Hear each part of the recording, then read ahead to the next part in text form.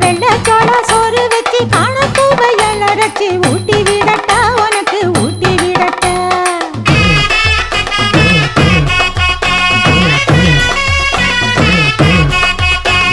பஞ்சு முட்டாய் சீல கட்டி பட்டு வண்ண லவக்க போட்டு கஞ்சி கொண்டு போறவள நெஞ்சுக்குள்ள நீ வாரியா